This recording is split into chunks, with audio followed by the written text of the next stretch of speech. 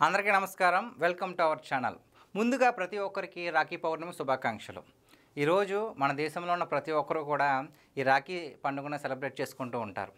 ప్రతి అక్క తన తమ్ముడికి, ప్రతి చెల్లి తన అన్నకి రాఖీ కట్టి ఎంతో కొంత లాగేద్దాము మా అన్నయ్య దగ్గర నుంచి అని చెప్పేసి ప్లాన్ చేసుకుంటూ ఉంటారు. అన్నయ్యలేమో చెల్లిని ఆట పట్టిస్తూ ఉంటారు. ఈరోజు చాలా సందడిగా గడుపుతూ ఉంటారు. సో చాలామంది రాజకీయ విశ్లేషకులకి నిన్నటిదాకా ఉన్న ఒక డౌట్ ఏంటంటే, ఎన్ని తగాదాలు ఉన్నా షర్మిల గారికి అలాగే జగన్మోహన్ రెడ్డి గారికి ఎన్ని తగాదాలు ఉన్నా అసలు ఈ రక్షాబంధన్ రోజునైనా సరే ఇద్దరు కలుస్తారా, మాట్లాడుకుంటారా, ఈ రక్షాబంధన్ని సెలబ్రేట్ చేసుకుంటారని చిన్న డౌట్ ఉండేదండి. ఈ రోజుతో ఆ డౌట్ మొత్తం క్లారిఫై అయిపోయింది. ఏంటంటే జగన్మోహన్ రెడ్డి గారికి బంధాలు అనుబంధాల కంటే, అనురాగం ఆప్యాయతల కంటే డబ్బునే ఎక్కువ ఇష్టపడతాడని చెప్పేసి ఈ ఒక్కరోజుతో నిరూపితమైపోయింది. సో జగన్మోహన్ రెడ్డి గారు ఎప్పటిలాగా ఇప్పుడు కూడా తన చెల్లిని ఆహ్వానించలేదు, ఆవిడ కూడా రాఖీ కట్టలేదు, ఎప్పటిలాగే వైరం అలాగే ఉంది. వీళ్ళిద్దరి గురించి ఎందుకు మాట్లాడుకుంటున్నారు అంటే, రాజకీయ విశ్లేషకులకు గ్యారంటీకి డౌట్ వస్తుంది. సో ఆ ప్రస్తుతంలో నేను ఈ వీడియో చేస్తున్నాను. అంటే ఎన్ని తగాదాలు ఉన్నాయి, ఎన్ని గొడవలు ఉన్నా సరే అక్క కాకుండా పోద్దా, తమ్ముడు కాకుండా పోతాడా, అన్నయ్య కాకుండా పోతాడా, చెల్లి కాకుండా పోతుందా? ఎంతన్నా ఒకటే రక్తం కదండి. సో ఎన్ని గొడవలు ఉన్నా ఈరోజు చాలా హ్యాపీగా ఉంటారు.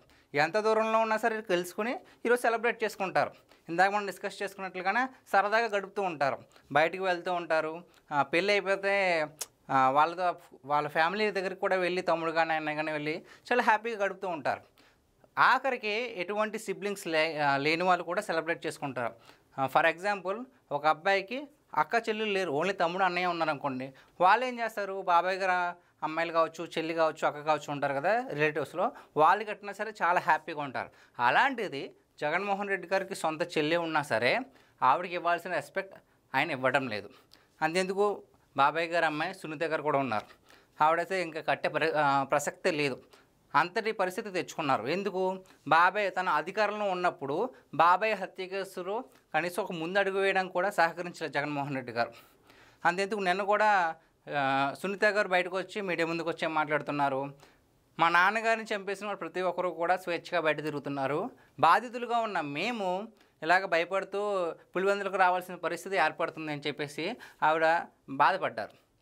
సో ఎప్పుడు చూసుకున్నా సరే ఈ వైసీపీ వాళ్ళు, జగన్మోహన్ రెడ్డి గారు కూడా లోకేష్ గారి వ్యక్తిత్వ హననం చేస్తారండి.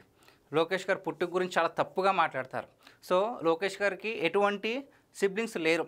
చంద్రబాబు నాయుడు గారికి ఒకే ఒక్క వారసుడు లోకేష్ గారు, అక్క కానీ చెల్లి కానీ తమ్ముడు కానీ ఎవరు లేరు. సో అటువంటి లోకేష్ గారు ఈరోజు ఏం చేస్తున్నారో ఒకసారి చూసే ప్రయత్నం చేద్దాం. చూసారు కదండి, ఈరోజు లోకేష్ గారు మంగళగిరిలో ఉన్న వాళ్ళతో రాఖీ పండుగని సెలబ్రేట్ చేసుకుంటున్నారు. అక్కడికి వచ్చిన ప్రతి ఒక్కరు కూడా మా లొకేషన్ అని చెప్పేసి చాలా హ్యాపీగా రాఖీ కడుతుంటే ఆయన ఎటువంటి అధికార అహంకారం చూపించకుండా వీళ్ళ నా చెల్లెలు, నా అక్కలు అని చెప్పేసి ఒక సోదరుడిగా రాఖీ కట్టించుకుని మురిసిపోతున్నారు.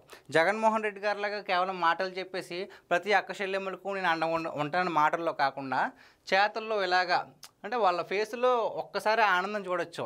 ఒక మంత్రికి, ఒక సీఎం అబ్బాయికి నేను రాఖీ కడుతున్నాను మా అన్నయ్య అని చెప్పేసి చాలా హ్యాపీగా ఫీల్ అవుతారు. అలాంటి వారికి కూడా సహకరిస్తున్నారంటే ఆయన గొప్ప మనసును అర్థం చేసుకోవచ్చు. ఇలాంటి వాళ్ళను కూడా జగన్మోహన్ రెడ్డి గారు, వైసీపీలో ఉన్న ప్రతి ఒక్కరూ కూడా ఎంత వ్యక్తిత్వ హననం చేశారంటే అలా చేశారు. ఇంకా సో నెక్స్ట్ ఇంకా ఫొటోస్ చూద్దామండి.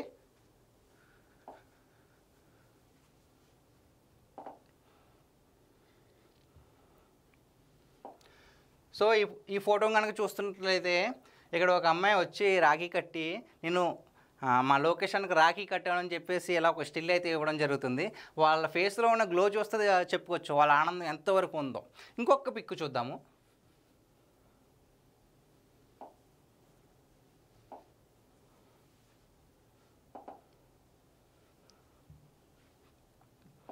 ఈ పిక్ని చూస్తుంటే నాకు చాలా ఆనందంగా ఉంది. కుల మతాలకు అతీతంగా ఒక ముస్లిం సోదరి వచ్చి రాఖీ కట్టినా సరే కట్టించుకున్నారు. కట్టిన ఆవిడకి ఎంత గొప్ప మనసు ఉంటే కట్టించుకున్న ఆయనకు కూడా అంతే గొప్ప మనసు ఉంది. సో ఈ విధంగా లోకేష్ గారు ఎటువంటి సొంత తోబుట్టువులు లేకపోయినా సరే రక్షాబంధన్ని తను ఓటేసి గెలిపించిన ప్రజలతోనే సెలబ్రేట్ చేసుకున్నారు. సో ఇదే విధంగా నందమూరి బాలకృష్ణ గారండి, సో ఆయన ఈరోజు ఏం చేస్తున్నారో ఒకసారి చూద్దాము.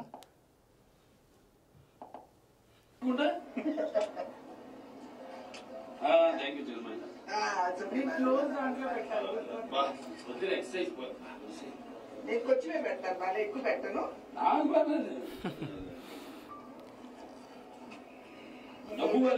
ఏంటది కాగితంతో పెడుతున్నాను నాకు.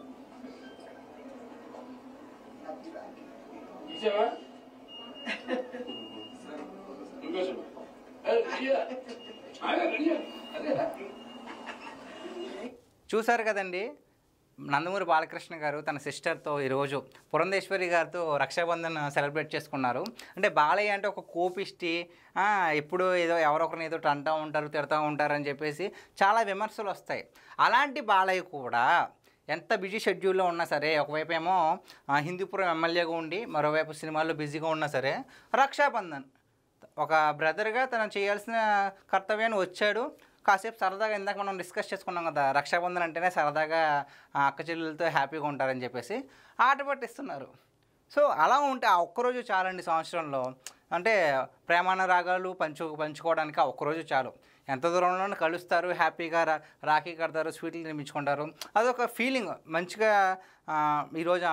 ఈరోజు మా చెల్లితో ఇంత బాగా హ్యాపీగా ఉన్నాను, మా అన్నతో ఈరోజు ఇంతలా గడిపే ఛాన్స్ వచ్చిందని చెప్పుకోవడానికి ఒక మంచి మూమెంట్.